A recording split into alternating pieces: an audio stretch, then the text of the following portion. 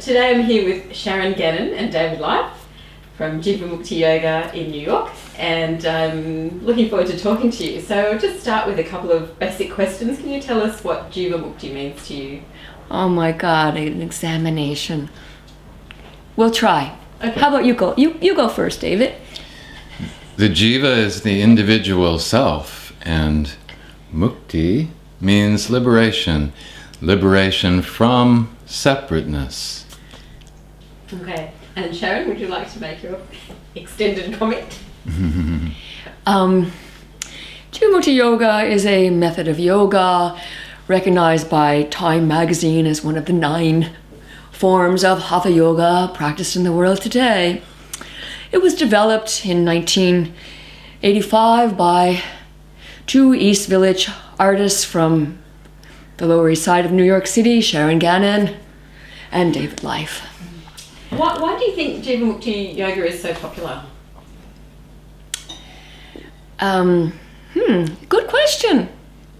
We haven't got the faintest idea. I guess the broader question is, why is yoga popular in the world today? And I think because it is such a universal practice that it resonates with people from various countries and various traditions, various, all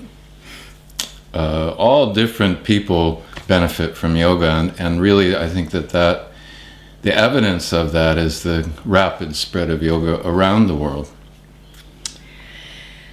We're going through a global crisis. There's a lot of difficulty in the world. And those things could be traced back to how we, human beings, are treating the environment, Mother Nature, the other animals that we share this planet with, and of course each other and our own selves. Jivamukti Yoga is the type of yoga which is focused on dismantling our present culture, which is based on the idea that the earth belongs to us and should be exploited if you have the means to do so. And so I think that perhaps Jivamukti Yoga is popular because it provides people with a means to do something about the situation in the world today, which of course is manifested in each one of our individual lives. We're hoping for a revolution, and I think a lot of other people are too. And by revolution, I don't mean war, I mean a new way of life, a new way of living. And part of one thing that's really strong with you is your veganism. So do you want to talk a little bit about that and how it fits in with the yoga? Yeah. A yogi by nature is someone who's trying to live harmoniously with the planet Earth, with all other life forms, and that's in direct opposition to our present global culture, which is based on exploiting the earth, exploiting animals, enslaving animals. The goal of yoga is freedom, or in Sanskrit, the term is mukti, liberation. And if you want freedom for yourself, then it would enhance your project not to have anything to do with slavery. And so veganism is a way that you can free yourself from what everybody else seems to be addicted to, and that is enslaving animals and exploiting the earth. One of the primary practices of yoga, of course, is the practice of ahimsa, or non-harming. And under the auspices of not harming, we find that dietary choices that we make, we have many options available to us. We can harm more or we can harm less according to what we choose to put on our plate. And that's something that we feel is important to the world, to the other beings that we share the world with, and certainly is an integral aspect of a yoga practice that is complete and full and allows liberation. I mean, we're not talking about liberation of individuals, we're talking about the oneness of being. and the liberation of when one joins with others and stops perceiving otherness, instead perceives a sameness of being or essence, the same essence in the tree or the rock or the sheep or the cow or the kangaroo or any other being that happens to share this little planet with us.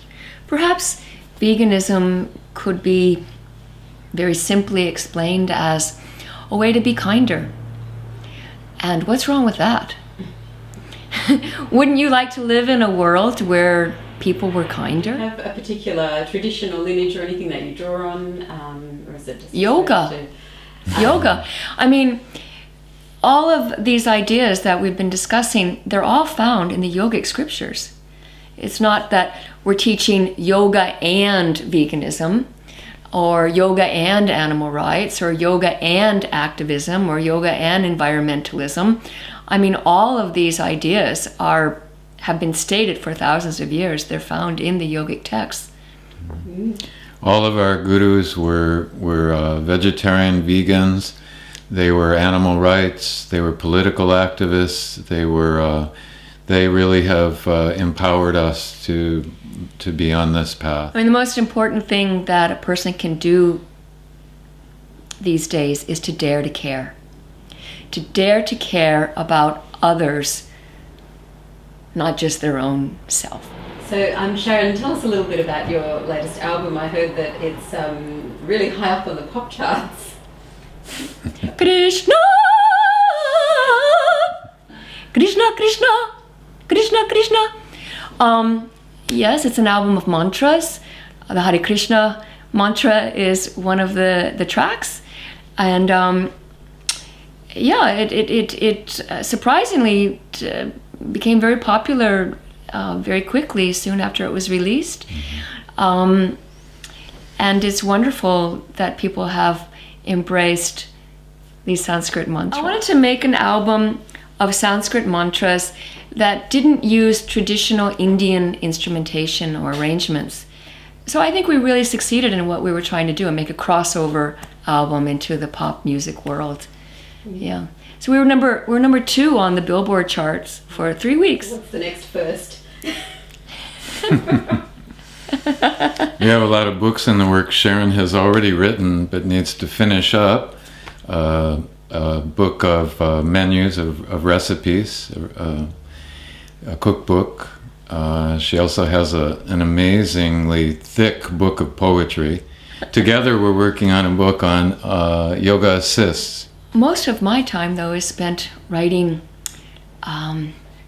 production manuals, procedure manuals, how-to manuals for management of Jivamukti Yoga centers and teacher training courses.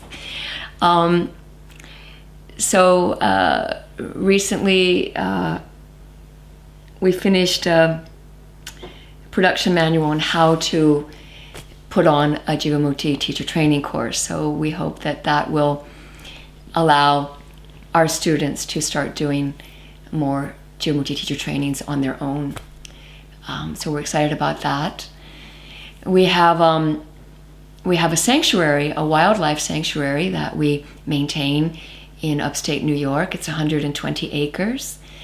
And we have foxes who live there, and bears, and raccoons, and deer, and turkeys, and many other varieties of birds, and other animals, and trees, and fairies, and fish, and many beings that we provide sanctuary for. And we really believe that it's up to each one of us individually to cause that to happen. Again, not to wait for it to come from top down, but for each one of us to join our yards together and make a corridor for migrating species. Mm-hmm. Happy to see them walk through our backyard and eat anything that they like. Yeah.